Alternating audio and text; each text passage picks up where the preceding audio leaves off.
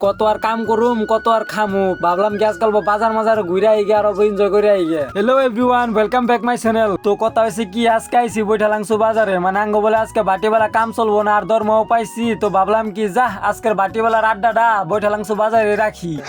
নিয়ম মতো তো আড্ডা মাড্ডা ওয়ান সাপের ভিতরে রাখার নাগে, কিন্তু আমরা গরিব দেখে বাজারে রাখছি। क्योंकि हम खानदानी गरीब है। अबे साले বৈঠালাংশু পেট্রোল পাম্পের বলে সুন্দর করে গাড়িটা পার্কিং করে মনে করো আমরা তিনজনে গেতাছি অন বাজার করবো, আর ওরা আমার হাতে ব্যাগটা ধরাই দিয়ে ওরা কি সুন্দর করে পকেটে হাত দিয়ে গেতাছে গো। পরে পড়লাম কাঁচা সবজির বাজারে, মনে করো গাছ আঙ্গো যে একটি আর দুইটি আর সবজি নিলে হয় না, তো আঙ্গো নিলে এক পাল্লা দুই পাল্লা এরকম করে নেন না গিয়ে, তাই মানে আমরা এক দোকান থেকে সবজি মবজি নেই। আমাকে ওই দোকানটা মানে ফিক্স হয়ে গেছে গা। তারপরে যে বস্তু নিছি মানে দোকানে থুয়ে দিলাম, পরে বস্তু থুয়ে আয়া পড়লাম আবার শাক সবজি নিবার লিগে। সবজি টবজি কিনা হয়ে গেলে গায়ে পড়লাম কাপড়ের দোকানে, মনে করো গাছ একটা কাপড় নিয়ে নেবো, কারণ যে ঠান্ডা আমার কাপড়টি মানে আগে কিনা লাইছি, মানে আমার কাপড়টা একবার গাড়িতে থুয়েছি, আমার মানে লগরে কিনবা কাপড়, ওর কাপড় কিনা হয়ে গেলে গাই জামুগা। গাইজ বাজারে এলে তো ভালোই লাগে, কিন্তু এত বড় বড় বস্তা উঁচা করে নিয়ে যান নাকি, এত দূরে নিয়ে তো আমার ভালো লাগে না। এত বড় বস্তা নাকি ভালো করে ধরার সুবিধা আছে না কি করার সুবিধা আছে, তাই মানে আমরা দুজনে উল্টে উল্টে নিবানছি আর কি। হাতের অবস্থা দেখলে মানে কি করবে, লাল হয়ে গেছে গা। অল্প সময় কষ্ট মষ্ট করে মনে করো ফাইনালে পড়ছি